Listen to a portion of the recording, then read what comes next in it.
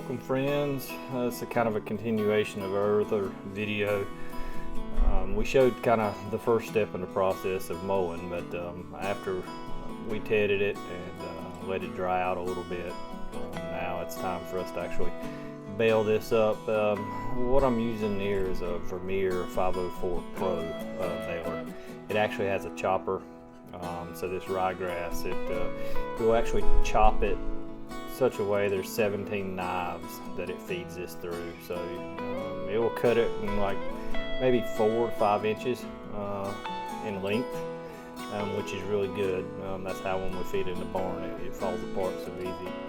If you noticed and you watched the other video, you notice how green it was, the hay was when we cut it. Now you can see that it's still green, but it has dried considerably. Still way too green if you were to try to actually make this into dry hay. There's no way you can do this, but this should be somewhere about 60% moisture. That's what we're targeting, what we're hoping for. This baler is actually a Vermeer baler, but it's actually a Haylage design, which is out of the UK, if I'm understanding that correctly. I think that's correct.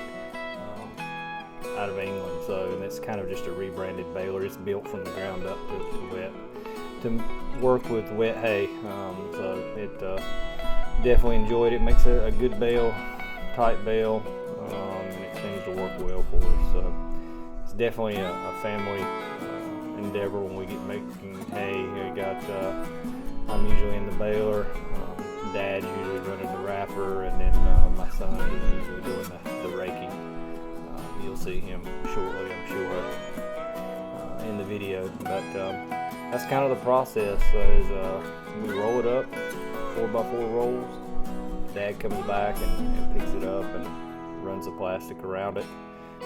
We usually do 16 wraps, which is about three or four actual thickness of the wrap around the bale.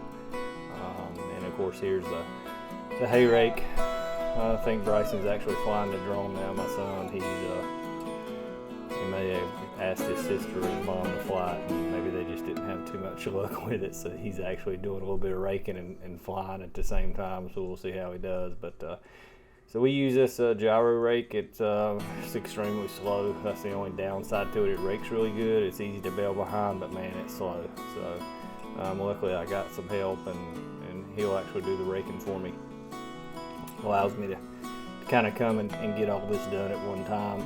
One of these days he goes off to college or something, I'll probably end up having to split this up and cut this field maybe 9 acres at a time. There's no way I'll be able to mow this 30 acres all at one time and make all this hay in a shorter period of time that we do right now when you got the help. So but that's kind of the process. Hope you enjoyed the video.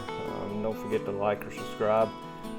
This is just the very start of our hay season, so we'll be doing more videos like this, kind of showing the process and through the spring ryegrass crop, and then also we'll go through and we'll kill all this later this summer, plant annuals for a summer crop, and do the process all over again. So at the end of the day, when we finish this up, we ended up making about 188 bales.